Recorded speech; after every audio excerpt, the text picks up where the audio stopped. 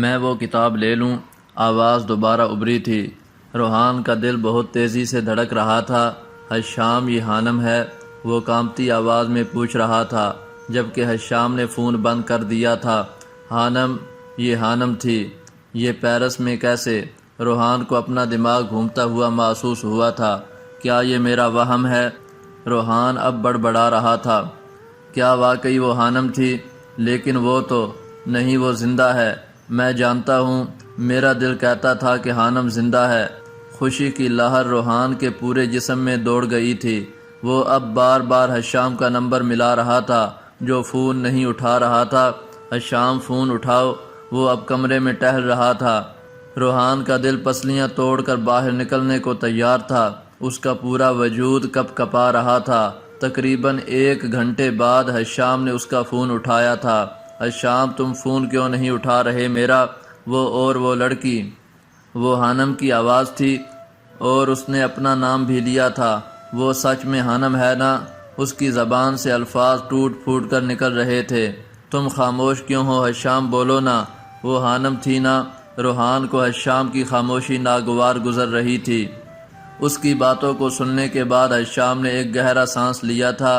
ہاں، وہ حانم ہی تھی۔ حشام نے سپاٹ سے لہجے میں کہا تھا۔ روحان کے چہرے کا رنگ فک ہوا۔ اسے اپنی ٹانگوں کی جان نکلتی ہوئی محسوس ہو رہی تھی۔ وہ ایک دم بیڈ پر بیٹھ گیا تھا۔ تم جانتے تھے نا کہ وہ زندہ ہے؟ تم نے مجھ سے چھپایا حشام، کیوں؟ روحان کے لہجے میں بے یقینی سی تھی۔ اسے سمجھ نہیں آ رہا تھا حانم کے ملنے پر خوش ہو یا حشام کے سب کچھ جانتے ہوئے بھی اتنا بڑا سچ چھپانے پر دکھی۔ کیوں کیا تم نے ایسا حشام؟ وہ دوبارہ پوچھ رہا تھا۔ مجھے کچھ کام ہے، میں بعد میں بات کروں گا، وہ سخت لہجے میں کہتا فون بند کر چکا تھا۔ بات سنو حشام، سنو۔ لیکن حشام فون بند کرنے کے بعد نمبر بند کر چکا تھا، جبکہ روحان کو سمجھ نہیں آ رہا تھا کہ وہ کیا کرے۔ اس کا دل رقص کرنے کو چاہ رہا تھا۔ وہ زندہ تھی، جو اس کا سب کچھ تھی۔ آج اسے ساری رات خوشی سے نیند نہیں آنی تھی۔ صبح اس کا پیپر تھا، لیکن حانم کے زندہ ہونے کی خبر سن کر وہ سب بھول گیا تھا۔ بہت انتظار کیا تھا اس نے، 4.5 سال سے بھی اوپر۔ وہ اب جا کر ملی تھی۔ ہوش کھونا تو بنتا تھا۔ میری زندگی تو فراق ہے، وہ ازل سے دل میں مکیں سہی، وہ نگاہ شوق سے دور ہے، رگ جاں سے لاکھ کری سہی۔ ہمیں جان دینی ہے ایک دن، وہ کسی طرح وہ کہیں سہی، ہمیں آپ کھینچیے دار پر، جو نہیں کوئی تو ہمیں سہی۔ سر طور ہو سر حشر ہو، ہمیں انتظار قبول ہے۔ وہ کبھی ملے وہ کہیں ملے، وہ کبھی سہی وہ کہیں سہی۔ نہ ہو ان پہ کچھ میرا بس نہیں، کہ یہ عاشقی ہے ہوس نہیں۔ میں انہی کا تھا، میں انہی کا ہوں، وہ میرے نہیں تو نہیں سہی۔ مجھے بیٹھنے کی جگہ ملے، میری آرزو کا بھرم رہے، تیری انجمن میں اگر نہیں، تیری انجمن کے کریں سہی۔ میری زندگی کا نصیب ہے، نہیں دور مجھ سے قریب ہے، مجھے اس کا غم تو نصیب ہے، وہ اگر نہیں تو نہیں سہی۔ جو ہو فیصلہ وہ سنائیے، اسے حشر پر نہ اٹھائیے، جو کریں گے آپ ستم وہاں، وہ ابھی سہی وہ یہیں سہی۔ انہیں دیکھنے کی جو لو لگی، تو نصیر دیکھ ہی لیں گے ہم، وہ 1000 آنکھ سے دور ہوں، وہ 1000 پردہ نشیں سہی۔ اور اب دیکھنے کا وقت ہو چکا تھا۔ روحان جبیل کے ہونٹوں پر زندگی سے بھرپور خوبصورت مسکراہٹ دوڑ رہی تھی۔ اور اب دیکھنے کا وقت ہو چکا تھا۔ روحان جبیل کے ہونٹوں پر زندگی سے بھرپور خوبصورت مسکراہٹ دوڑ رہی تھی۔ گیراج سے گاڑی نکالنے کے بعد سبیل جیسے ہی گیٹ کی جانب بڑھا، اسے ایلف آسکر اندر آتی دکھائی دی تھی۔ وہ ایک پل کے لیے حیران رہ گیا تھا۔ ایلف یہاں؟ وہ انجن بند کر کے گاڑی سے باہر نکل آیا تھا۔ قاتل یہودی حسینہ، اسے دیکھ کر سبیل کے ذہن میں یہی تاثر ابھرا تھا۔ گڈ مارننگ مسٹر سابیل، وہ مسکرا کر کہہ رہی تھی۔ Good morning. سبیل حیرت سے اسے دیکھ رہا تھا۔ آرجے اندر ہے؟ ایلف نے صاف پوچھا تھا۔ سبیل تو اس کے آرجے کہنے پر اچھل پڑا تھا۔ اسے حیرت ہو رہی تھی، ایلف نے آرجے کو پہچان لیا تھا۔ ہاں، وہ مجھے لگتا ہے ابھی اٹھا نہیں، ناشتہ بھی نہیں کیا، سبیل بامشکل بول پایا تھا۔ کوئی بات نہیں، مجھے ضروری کام ہے، میں انتظار کر لوں گی، وہ مسکرا کر کہتی اندر داخل ہو چکی تھی، جبکہ سبیل حیرانی سے کندھے اچکا کر رہ گیا تھا۔ کچھ دیر وہ کھڑا رہا، اور پھر گاڑی میں بیٹھ کر عدالت کی طرف روانہ ہو گیا۔ آپ سے ملنے کوئی لڑکی آئی ہے؟ ملازم نے اسے خبر دی تھی۔ لڑکی؟ روحان چونکا۔ اس کے ذہن میں ایمی کا خیال آیا تھا۔ وہ ساری رات نہیں سویا تھا، جاگتا رہا تھا۔ وہ ہشام سے بہت کچھ پوچھنا چاہتا تھا لیکن اس کا نمبر مسلسل بند جا رہا تھا۔ تھک ہار کر اس نے فجر کی نماز ادا کرنے کے بعد کتابیں اٹھائیں۔ آج 1 بجے اس کا آخری پیپر تھا۔ روحان کتابوں کو بند کر کے کرسی سے اٹھتا ملازم کے ساتھ ہی نیچے آیا تھا۔ لاؤنج میں صوفے پر ایلف کو براجمان دیکھ کر حیران رہ گیا تھا۔ ایلف کی نظر سیڑھیاں اترتے روحان پر پڑی تو وہ کھڑی ہو گئی۔ سوری مسٹر آر جے، میں یہاں آ گئی لیکن مجھے بہت ضروری بات کرنی ہے تم سے۔ ایلف کے لہجے میں بےتابی نمایاں تھی۔ جی بیٹھ جاؤ۔ روحان نے اسے بیٹھنے کا اشارہ کیا تھا۔ وہ اب اسے سوالیہ نظروں سے دیکھ رہا تھا۔ تم نے میری بات کا جواب نہیں دیا، وہ پوچھ رہی تھی۔ کون سی بات؟ وہ ذہن پر زور دیتے ہوئے بولا۔ ایلف کے چہرے کا رنگ پھیکا پڑا تھا۔ کیسے بھول سکتے ہو تم؟ میں ایک رات بھی ٹھیک سے نہیں سوئی، میں ٹھیک سے پڑھ نہیں پا رہی۔ میں روزانہ اس امید سے ڈپارٹمنٹ جاتی ہوں کہ شاید آج مجھے میری بات کا جواب مل جائے، اور تم کہہ رہے ہو کہ کون سی بات؟ وہ پھٹ ہی پڑی تھی۔ روحان سٹپٹا گیا تھا۔ اسے اندازہ نہیں تھا کہ ایلف سنجیدہ تھی۔ وہ تو اب تک ایلف کی محبت کے اقرار کو بھول بھی گیا تھا۔ میں نے آپ کو اسی وقت جواب دے دیا تھا، شاید آپ بھول چکی ہیں۔ وہ تم سے آپ پر آ گیا تھا۔ ایلف کو وہ ایک دم ہی بہت اجنبی سا لگا تھا۔ مجھے ایمی نے بتایا تھا کہ شاید وہ لڑکی تمہیں چھوڑ کر جا چکی ہے جسے تم نے چاہا تھا۔ اس نے دھوکہ دیا یا شاید، لیکن میرا یقین کرو میں ایسا کچھ نہیں کروں گی۔ ایلف کی آواز بھرا گئی تھی، اس کی آنکھیں نم ہوئی تھیں۔ محبت نے جیسے منہ زور جذبے سے اس نازک لڑکی کو توڑ کر رکھ دیا تھا۔ ایسی بات نہیں ہے، میں پہلے بتا چکا ہوں، مجھے جس کا ہونا تھا ہو چکا ہوں، اب سوال پیدا ہی نہیں ہوتا۔ آخر کیوں؟ جب وہ ہے ہی نہیں تو اس کی یاد میں رونے یا اداس ہونے کا کیا فائدہ؟ کیوں تم خود کو میرا نہیں کر دیتے؟ ضبط کرنے کے باوجود بھی ایلف رو دی تھی۔ پلیز آپ روئیں مت، میں جانتا ہوں محبت نہ ملنا بہت تکلیف دہ ہوتا ہے۔ میرا مقصد آپ کی دل آزاری کرنا نہیں تھا۔ آپ رکیں، میں آپ کو کچھ دکھاتا ہوں۔ وہ کہتے ہوئے صوفے سے اٹھا اور اوپر اپنے کمرے کی جانب بڑھ گیا تھا، جبکہ پیچھے ایلف اپنے آنسو ضبط کرنے کی کوشش کر رہی تھی۔ اس 1 ماہ میں وہ بہت کمزور ہو گئی تھی۔ محبت کے جذبے نے جہاں اسے ایک دوسری دنیا کی سیر کروائی تھی، وہیں روحان کے انکار پر محبت جیسے اسے جہنم میں پھینک آئی تھی۔ وہ روز جل رہی تھی۔ چند منٹ بعد روحان اسے واپس آتا دکھائی دیا تھا۔ اس کے ہاتھ میں کچھ تھا، ایک کاغذ جسے اس نے ایلف کی طرف بڑھایا تھا۔ یہ دیکھیں۔ ایلف نے کپ کپاتے ہاتھوں سے اس کاغذ کو تھاما تھا، اور پھر چند لمحوں تک نظریں اس کاغذ پر جمائے رکھنے کے بعد ایلف ایک جھٹکے سے وہ کاغذ کا ٹکڑا اس کے خوبصورت نازک ہاتھ سے چھوٹ کر نیچے جا گرا تھا۔ یہ نہیں ہو سکتا، تم میرڈ ہو؟ ایلف کے لہجے میں حیرانی اور بے یقینی دونوں واضح تھیں۔ روحان نے جھک کر اس کے پیروں کے پاس سے وہ نکاح نامہ اٹھایا تھا جو تقریباً 6 سال پرانا تھا۔ جی میں میرڈ ہوں، روحان پر اعتماد لہجے میں کہہ رہا تھا۔ ایلف کو لاؤنج کی چھت اپنے اوپر گرتی ہوئی محسوس ہوئی تھی۔ پہلے کیوں نہیں بتایا تم نے آرجے؟ کیوں چھپایا اتنا بڑا سچ؟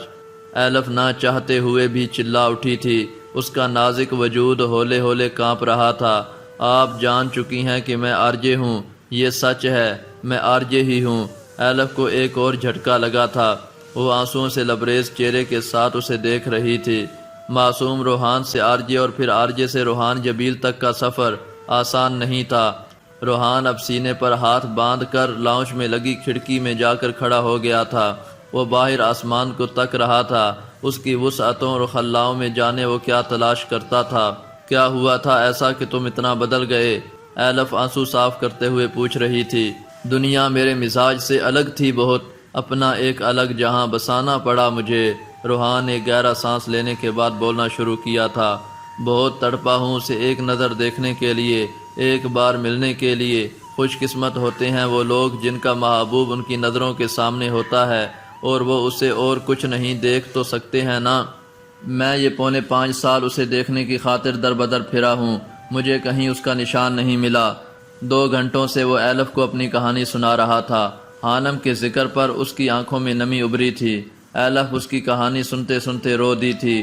حانم کی موت کا سن کر اس کی سسکیاں ابری تھیں۔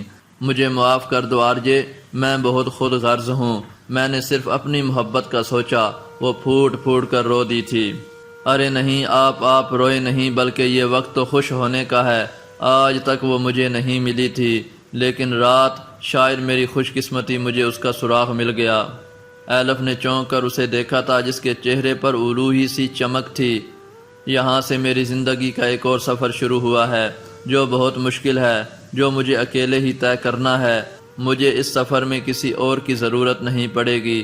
اگر میں نے کسی اور کا ہاتھ تھاما تو میری منزل کھو جائے گی، کبھی نہیں ملے گی۔ روحان نے ایلف کی آنکھوں میں دیکھتے ہوئے کہا۔ ایلف اس کا اشارہ سمجھ چکی تھی۔ وہ نظریں جھکا گئی۔ اذیت کی لہر اس کے جسم میں سرایت کر گئی تھی، لیکن اسے خوشی ہوئی تھی کیونکہ وہ شخص خوش تھا جسے وہ چاہتی تھی۔ لیکن ہاں، مجھے اس سفر میں بہت سی دعاؤں کی ضرورت ہے جو حانم تک پہنچنے میں میری مدد کریں۔ وہ تو پہلے ہی مجھے ناپسند کرتی تھی، اب تو نفرت کرتی ہوگی۔ آگ کے دریا کو پار کرنے کا وقت آ گیا ہے، اور میں نے سنا ہے اچھے لوگوں کی دعائیں قبول ہوتی ہیں۔ بٹرنگ کر رہے ہو تم؟ ایلف اس کی بات سن کر مسکرا دی تھی۔ جی بالکل، وہ بھی مسکرا دیا۔ کب جا رہے ہو اسے لینے؟ ایلف پوچھ رہی تھی۔ ان کے پیپر ختم ہو چکے تھے۔ ایلف کے لیے یہ سب سے مشکل دن تھے، اور ابھی اس کی تکلیف بڑھنی تھی جب وہ دونوں کو ایک ساتھ دیکھے گی۔ بہت جلد، لیکن ڈر لگ رہا ہے اس کا رد عمل جانے کیا ہوگا۔ جو چہرہ ایلف کو اچھا لگتا ہے، اس چہرے سے نفرت ہے حانم کو۔ وہ پھیکی مسکراہٹ لیے کہہ رہا تھا۔ وہ دونوں اس وقت دریائے ٹیمز کے کنارے پر بیٹھے تھے۔ کوئی خاص بات بتاؤ نا اس کی، تمہیں وہ کیوں پسند آئی؟ جانے کیوں، لیکن ایلف جاننا چاہتی تھی۔ وہ لڑکی جو فطرتاً خاموش طبع تھی، وہ جب میرے سامنے آتی تھی تو یقین کرو پٹر پٹر بولتی تھی۔ ایسا لگتا تھا جیسا گڑیا کو چابی لگا دی گئی ہو۔ لڑکیاں مرتی تھیں تو وہ دور بھاگتی تھی۔ لوگ میری تعریف کرتے تھے تو وہ ایسی انسلٹ کرتی تھی کہ میں اکثر سوچا کرتا تھا کہ اس گستاخ لڑکی کی زبان کاٹ دینی چاہیے۔ پھر نہ جانے کب اس کا سب سے کم بات کرنا اور مجھ سے لڑنا مجھے اچھا لگنے لگا۔ اس کی شامیں برباد کر کے مجھے خاصا سکون ملتا تھا، لیکن جب وہ نظروں سے اوجھل ہوئی تو میرا سارا سکون اپنے ساتھ لے گئی۔ بات کے آخر میں اس کا لہجہ پھر بھاری ہو گیا تھا۔ ایلف سن کر مسکرا دی تھی۔ میں اس سے ملنا چاہتی ہوں، میرا اشتیاق بڑھ گیا ہے، اور ایک سلفائٹ یقین نہیں ہوتا۔ انشاءاللہ بہت جلد ملواؤں گا۔ وہ پر اعتماد تھا۔ تم نے کہا وہ اس چہرے سے نفرت کرتی ہے، تو تم اسے ابھی یہ چہرہ ہی مت دکھاؤ۔ کچھ دیر خاموش رہنے کے بعد ایلف نے مشورہ دیا تھا، جسے سن کر روحان چونکا تھا اور پھر اس کی آنکھوں کی چمک بڑھ گئی تھی۔ روحان پیرس آ گیا تھا، مون کے روپ میں حشام کو بنا بتائے۔ یہ تھوڑا مشکل کام تھا، لیکن اسے مون بننا پڑا تھا۔ چہرے کو جلے ہوئے ماسک سے چھپانا پڑا اور گونگے ہونے کا ناٹک کیا۔ اس کا مشورہ اسے ایلف نے دیا تھا۔ وہ فی الوقت حانم کو دیکھنا چاہتا تھا۔ وہ جاننا چاہتا تھا کہ وہ ویسی ہی تھی یا بدل گئی تھی، اور جب حانم اینجل کے روپ میں سامنے آئی تو وہ حیران رہ گیا تھا۔ اسے ایمی جیسی چالاک اور ایلف جیسی بہادر لڑکیاں اچھی لگی تھیں۔ اس کا ماننا تھا کہ لڑکیوں کو اتنا مضبوط ہونا چاہیے کہ مردوں کے الفاظ کو تو کیا، ان کے فعل بھی لڑکیوں کو نقصان نہ پہنچا سکیں۔ لیکن یہاں تو معاملہ ہی الٹ ہو گیا تھا۔ وہ حانم تو کہیں سے بھی نہیں تھی۔ خاموش اور رحم دل حانم، یہ تو اینجل تھی، جو اینجل کم اور ڈائن زیادہ تھی۔ یہ ایمی کی طرح چالاک اور ایلف سے زیادہ بہادر تھی، لیکن حانم کو سر تا پیر بدلا ہوا دیکھ کر روحان کا دل کرلا گیا تھا۔ وہ بہادر اور چالاک ہونے کے ساتھ ساتھ ماڈرن بھی ہو گئی تھی۔ بڑے سے دوپٹے والی اس کی حانم کہیں گم ہو گئی تھی۔ اسے اندازہ تھا اس کا یہ سفر کافی مشکل تھا، لیکن اب حانم کو دیکھ کر وہ جان گیا تھا ننگے پیروں انگاروں پر چلنے کا وقت آ گیا ہے۔ پیرس جیسے شہر میں حانم کو ڈھونڈنا مشکل تھا، ناممکن نہیں۔ روحان نے حشام پر نظر رکھی تھی۔ وہ ایک دو بار کام کے سلسلے میں ماہی کے گھر گیا تھا اور وہیں روحان کو اینجل یعنی حانم ملی تھی۔ روحان کو اب سمجھ آیا تھا کہ ضیاء جبیل یعنی اس کے بڑے ڈیڈ نے اسے کیوں ڈانٹا تھا۔ وہ لڑکی حانم ہی تھی جسے نروس بریک ڈاؤن ہوا تھا۔ اس کی اتنی بری حالت کا ذمہ دار وہی تھا۔ روحان کا دل پھر سے جلنے لگا تھا۔ دکھ اور پچھتاوا اسے نوچنے لگے تھے، لیکن اسے بہت کچھ کرنا تھا اب۔ حانم کے ملنے کے بعد اس نے حشام کو چھوڑ کر حانم پر نظر رکھنی شروع کر دی تھی، اور پھر وہ میڈی تک پہنچ گیا۔ میڈی تھوڑا معصوم اور بے وقوف لڑکا تھا۔ اس کو ایکسیڈنٹ سے بچا کر جو وہ خود کروا رہا تھا، روحان اس کے گھر میں جگہ بنانے میں کامیاب ہو گیا تھا۔ جب میڈی نے پہلی بار روحان کو ہانم سے ملوایا تو الوہی چمک لیے اسے دیکھتا رہا تھا۔ اس کے اس طرح دیکھنے سے ہانم کو کوفت ہوئی تھی اور پھر وہ ہر جگہ مون بن کر اینجل کے پیچھے رہنے لگا۔ اس کو میڈی کا اینجل کے ساتھ گھومنا پسند نہیں تھا، اور جب میڈی نے اینجل کو پرپوز کیا تھا تو مون یعنی روحان نے اچھی خاصی دھلائی کی تھی اس کی۔ 2-3 ماہ وہ مون بنا ہانم کے پیچھے گھومتا رہا، اور جس روز ہانم نے اسے دھمکی دی کہ وہ اس کا بچا ہوا چہرہ بھی جلا دے گی، اس روز وہ خوب ہنسا تھا اور اس نے ایک فیصلہ کر لیا تھا۔ اگلے روز وہ حشام کے پاس جانے والا تھا، مون نہیں بلکہ روحان جبیل بن کر۔ تم یہاں کیا کر رہے ہو؟ حشام اسے اپنے سامنے دیکھ کر حیران ہوا تھا۔ کیوں، کیا مجھے نہیں آنا چاہیے تھا؟ روحان کا لہجہ کاٹ دار تھا۔ نہیں، میرا مطلب کافی دنوں سے تم سے رابطہ نہیں ہوا، آج یوں اچانک؟ حشام کے وجیح چہرے پر پریشانی کی لکیریں واضح تھیں۔ کچھ سوالوں کے جواب لینے آیا ہوں۔ روحان جبیل سنجیدہ تھا، اتنا سنجیدہ اسے کبھی حشام جبیل نے نہیں دیکھا۔ کیسے جواب؟ تم جانتے تھے ہانم زندہ ہے، تم یہ بھی جانتے تھے کہ میں اسے ڈھونڈ رہا ہوں، پھر بھی تم نے چھپایا کیوں؟ اسے حشام سے یہ امید نہیں تھی، وہ اس کا سب سے اچھا دوست اور بھائی تھا۔ روحان کو دکھ ہو رہا تھا۔ بولو حشام، پچھلے 5 سالوں سے میں گناہ کی آگ میں سلگ رہا ہوں، پچھتاوے مجھے جینے نہیں دیتے، اسے دیکھنے کی تڑپ مجھے سکون نہیں لینے دیتی۔ تم سب جانتے تھے، پھر بھی تم نے مجھ سے چھپایا کیوں؟ وہ دبی دبی آواز میں چیخا تھا۔ حشام اس سے 6 سال بڑا تھا، لیکن اس وقت وہ دونوں ایک دوسرے کے آمنے سامنے کھڑے تھے۔ ان دونوں میں کہیں بھی کوئی فرق نہیں تھا، دونوں خوب روح تھے، دونوں ہی ایک لڑکی کو چاہتے تھے۔ روحان کی باتیں سن کر حشام دنگ رہ گیا تھا۔ اسے اندازہ نہیں تھا کہ روحان اس قدر چاہتا تھا ہانم کو۔ اسے لگتا تھا کہ بس وہ اس سے مل کر معافی مانگنا چاہتا ہے، لیکن یہاں تو وہ پورا کا پورا گھائل تھا۔ تمہاری خاموشی تمہیں گناہگار بنا رہی ہے حشام، کچھ تو بولو۔ روحان سننا چاہتا تھا، اس نے ایسا کیوں کیا تھا؟ 6 ماہ پہلے پتہ چلا مجھے کہ ہانم زندہ ہے، اس سے پہلے میں بھی اسے مرا ہوا سمجھ رہا تھا، لیکن سچ تو یہ ہے کہ ہانم مر چکی ہے۔ جو زندہ ہے، سانسیں لے رہی ہے، وہ ہانم نہیں اینجل ہے۔ میں تمہارا بھائی ہوں، صرف اسی وجہ سے وہ مجھ سے نفرت کرتی ہے۔ سوچو تم سے کتنی نفرت کرتی ہوگی۔ جس تکلیف سے حشام نے وہ الفاظ بولے تھے، اتنی ہی گہری اذیت روحان کے جسم میں سن کر اتر گئی تھی۔ میں صرف یہ چاہتا تھا کہ وہ خوش رہے۔ تم تو اسے مردہ سمجھ ہی چکے تھے۔ اگر تمہیں بتا دیتا تو یقیناً تم پہلے کی طرح اس کی زندگی میں دخل اندازی کرتے۔ حشام اب بیٹھ چکا تھا، روحان نے اذیت سے آنکھیں موند لی تھیں۔ میں اس سے شادی کرنا چاہتا ہوں۔ کچھ دیر کی خاموشی کے بعد روحان بولا تو حشام کو جیسے کرنٹ لگا تھا۔ یہ تم کیا کہہ رہے ہو؟ وہی جو تم نے سنا، میں ام ہانم سے شادی کرنا چاہتا ہوں۔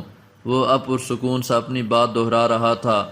تمہیں کیا لگتا ہے وہ آرجے سے شادی کرے گی؟ وہ آرجے جس نے اسے اندھیروں کی دنیا میں دھکیل دیا تھا۔ حشام حیران تھا، اس کے ایک طرف ہانم تھی تو دوسری طرف روحان۔ وہ دونوں سے محبت کرتا تھا اور دونوں کو تکلیف میں نہیں دیکھ سکتا تھا۔ آرجے سے نہ صحیح روحان بن حیدر جبیل سے تو کر لے گی نا؟ روحان پرعزم تھا۔ روحان، تم سمجھنے کی کوشش کرو، تم اب اس کا پیچھا چھوڑ دو، وہ بہت مشکلوں سے نارمل زندگی کی طرف لوٹی ہے۔ حشام کی بات سن کر روحان کے لبوں پر خوبصورت سی مسکراہٹ کھیل گئی تھی۔ وہ حشام کی بات سے لطف اندوز ہوا تھا۔ کس نے کہا ہے وہ میرے لیے نہیں بنی؟ وہ میرے لیے ہی بنی ہے، اور سالوں پہلے میں اسے اپنا چکا ہوں۔ روحان کی بات نے حشام کو چونکنے پر مجبور کر دیا تھا۔ اس نے جیب سے وہ نکاح نامہ نکال کر حشام کو دکھایا تھا، جسے دیکھ کر حشام سکتے میں چلا گیا تھا۔ میں جانتا ہوں یہ سب ایک ڈرامہ تھا، لیکن اس ڈرامے میں ہم دونوں جڑ چکے ہیں۔ شرعاً نہ صحیح قانونی طور پر یہ نکاح نامہ گواہ ہے کہ وہ میری بیوی ہے۔ اس سے بڑا کیا ثبوت چاہیے تمہیں حشام کہ وہ میری نہیں ہے؟ روحان کی بات سن کر حشام نے ایک سرد آہ بھری تھی۔ وہ ہار گیا تھا، اور جہاں تک بات ہے ہانم کے مرنے اور بگڑ کر اینجل بننے کی، تو تم فکر مت کرو، میں نے بگاڑا تھا، میں ہی سنواروں گا۔ وہ چاہے نفرت کرے یا محبت، لیکن شرط یہ ہے کہ مجھ سے ہی کرے۔ حشام اس کا پاگل پن دیکھ کر حیران رہ گیا تھا۔ تمہارا دماغ خراب ہو گیا ہے حشام، تم جانتے ہو ہمارے خاندان میں خاندان سے باہر شادی نہیں کرتے۔ حشام کی بات سن کر سید جبیل بھڑک اٹھے تھے۔ میں جانتا ہوں چھوٹے بابا سائیں، لیکن روحان ان باتوں کو نہیں مانتا اور وہ اسی لڑکی سے شادی کرنا چاہتا ہے۔ آپ اسے اچھے سے جانتے ہیں، نکاح کرنا اس کا حق ہے۔ اگر آپ اجازت نہیں دیں گے تو وہ بابا سائیں کو اپنے ساتھ ملا کر یہ نکاح کر لے گا۔ بہتر ہوگا ہم سب دل سے اس کی خوشی میں شریک ہوں۔ حشام نے ہی روحان کے نکاح کی بات گھر کی تھی، یہ سزا اسے روحان نے دی تھی، لیکن اسے اتنی عقل نہیں کہ باہر شادی کرنے سے نسل مردوں سے چلتی ہے، عورتوں سے نہیں۔ مجھے امید ہے آپ اپنی مرضی سے اس رشتے کی اجازت دیں گے۔ روحان نے سید جبیل کی بات پوری ہونے سے پہلے حشام کے ہاتھ سے فون لے کر اپنی سنا کر فون بند کر چکا تھا۔ میں بہت ہی ذلیل آدمی ہوں، یہی کہنا چاہتے ہو نا؟ روحان نے جل کر کہا تھا۔ نہ چاہتے ہوئے بھی اس کی بات سن کر حشام کے ہونٹوں پر مسکراہٹ بکھر گئی تھی۔ حشام نے ماہی اور ایلا کو بلایا تھا اور انہیں ساری صورتحال سے آگاہ کیا تھا، البتہ مکی والی بات نہیں بتائی تھی۔ روحان نے یہ بتایا تھا کہ اس نے حانم پر الزام لگایا تھا کچھ، جس کی وجہ سے وہ اس سے ناراض ہو کر پاکستان چھوڑ کر آ گئی تھی۔ ایلا تو آنکھیں پھاڑے روحان کو دیکھ رہی تھی، اسے یقین نہیں آ رہا تھا وہ اتنا بدل گیا تھا۔ ہمیں دونوں کی شادی کروانی ہوگی، حشام دل پر پتھر رکھ کر سب کر رہا تھا۔ وہ اتنا تو جان گیا تھا کہ حانم اس کے لیے نہیں بنی۔ بس اتنی سی بات، آپ لوگ پریشان نہ ہو، سب ٹھیک ہو جائے گا، ماہی پرجوش سی کہہ رہی تھی۔ اور پھر ہمدان انکل کے فون آنے اور ماہی کے بدتمیزی کرنے سے نکاح ہونے تک سب کچھ ماہی کا پلان تھا، سوائے آسیہ بیگم جنہیں بزنس میں نقصان کا کہا گیا تھا۔ سب کو حقیقت معلوم تھی، اسی لیے سب خوش تھے۔ سب سے زیادہ خوش جواد تھا، جو اب بچہ تو نہیں رہا تھا لیکن آرجے کے لیے وہ اب بھی پاگل تھا۔ اسے ایک نئے روپ میں اپنے سامنے دیکھ کر وہ خوشی سے آنکھیں نم کر بیٹھا تھا۔ روحان جبیل نے کھینچ کر اسے اپنے گلے لگایا تھا۔ ماہم بھی اسے نکاح والے دن دیکھ کر حیران رہ گئی تھی۔ آرجے کی موت کے دکھ سے کہیں زیادہ خوشی جواد کو روحان جبیل کے ملنے کی ہوئی تھی۔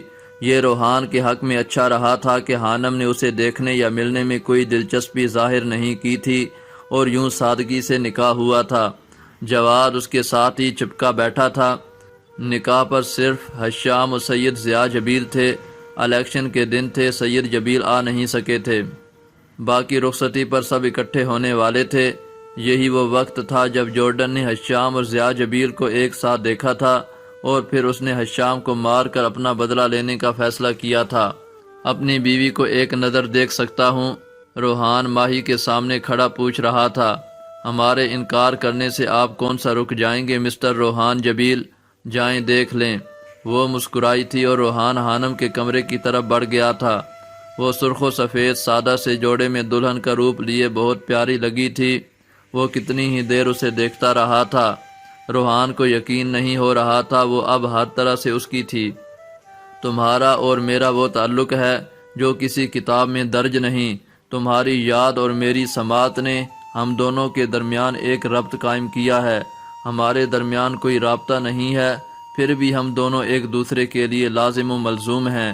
تم میرے لیے بہتے دریا کی مانند ہو جو ہر رشتے کو سیراب کرتا ہے۔ تم نہیں جانتی حانم میں کہاں کہاں بھٹکا ہوں صرف تمہیں ایک نظر دیکھنے کے لیے۔ میں جانتا ہوں جب تمہیں سچائی پتہ چلے گی تو تمہیں بہت برا لگے گا، لیکن میرا یقین کرو میں سب ٹھیک کر دوں گا۔ وہ اس کے بیڈ کے پاس بیٹھتے ہوئے کہہ رہا تھا۔ تم بہت پیاری لگ رہی ہو، اتنی پیاری کہ میں نے کبھی اتنی پیاری لڑکی نہیں دیکھی، لیکن تم بہت ظالم ہو، چہرہ جلانے جیسی خوفناک باتیں کرتی ہو۔ وہ ریسٹورنٹ کا منظر یاد کر کے مسکرا دیا تھا۔ کتنی ہی دیر وہ سرگوشیوں میں سوئی ہوئی حانم سے باتیں کرتا رہا تھا، لیکن جب وہ جانے لگا تو کھڑکی کے پاس رکھا گلدان نیچے گر گیا جس سے حانم اٹھ گئی تھی، لیکن وہ نکل آیا تھا۔ آج تو بچت ہو گئی، ورنہ نکاح کے دن ہی میرا قتل ہوتا۔ وہ بڑبڑاتا واپس آ گیا تھا۔ وہ لندن واپس چلا گیا تھا، ایک سیمیسٹر فریز کروا آیا تھا۔ سب سے زیادہ خوشی اسے حانم سے بات کر کے ہوتی تھی۔ اس کی محبت دن بدن بڑھتی جا رہی تھی۔ اسے خوف تھا کہ کہیں حانم اس کی آواز نہ پہچان لے، لیکن ایسا کچھ نہیں ہوا تھا۔ اسے کبھی کبھی احساس ہوتا تھا کہ حانم بعد میں اسے دھوکے باز سمجھے گی، لیکن اس کا قصور بھی نہیں تھا۔ اس نے ملنے اور دیکھنے سے منع کیا تھا۔ وہ دونوں 1 سال بعد 18 جنوری کو اپنے نکاح کے دن ملنے والے تھے۔ ان کا پہلا نکاح جو نکاح کا ایک ڈرامہ تھا وہ بھی 18 جنوری کو ہوا تھا، اور اصل نکاح بھی، اور آج بھی 18 جنوری تھی جب روحان جبیل کی محبت ہانم، جو شاید اب اس سے شدید محبت کرتی تھی، پیرس میں اسے خوش آمدید کہنے والی تھی۔ روحان جہاں خوش تھا وہیں اس کا دل ڈر بھی رہا تھا۔ وہ ہانم کے رد عمل کو لے کر خوف زدہ تھا، اور کبھی کبھی جس بات کا ہمیں ڈر ہو، جو انہونی ہمیں خوف زدہ کرتی ہو، وہ پورا ہو جاتا ہے، وہ انہونی ہو جاتی ہے۔ ہانم نے اس کی توقع سے بھی زیادہ شدید رد عمل کا اظہار کیا تھا، اور اب ہسپتال میں سر پر لگنے والی چوٹ کی وجہ سے بے سود پڑی تھی۔ تکلیف تو بہت ہوئی تھی روحان کو، لیکن وہ ہار نہیں ماننا چاہتا تھا۔ 6 سال بعد آج ملن کا دن آیا تھا۔ وہ اس سے بری طرح ناراض ہو گئی تھی۔ کیا ہوا ہانی کو؟ وہ ٹھیک تو ہے نا روحان؟ ماہی کی آواز اس کی سماعت سے ٹکرائی تھی۔ روحان چونک کر خیالوں سے باہر آیا تھا۔ زندگی کا ایک پہر اور گزر گیا تھا۔ ایلا اور ماہی دونوں اس کے سامنے کھڑی تھیں۔ وہ دونوں جانتی تھیں آج روحان آنے والا تھا۔ ہاں وہ ٹھیک ہے، لیکن سر پر چوٹ لگی تھی۔ روحان نے سرد آہ بھرتے ہوئے جواب دیا تھا۔ شاک لگا ہے اسے، شاید اسی وجہ سے بے ہوش ہو گئی ہے، روحان افسردہ لہجے میں کہہ رہا تھا۔ یہ بیچاری ہانی کی قسمت کہ اسے شاک دینے والا شوہر ملا ہے۔ اسے معلوم ہی نہیں روحان جبیل تو لندن کی بڑی بڑی شخصیات کو گہری شوق دیتا ہے، اور یہ وہ تو پھر ایک نازک سی لڑکی ہے، ایلا شرارتی لہجے میں کہہ رہی تھی۔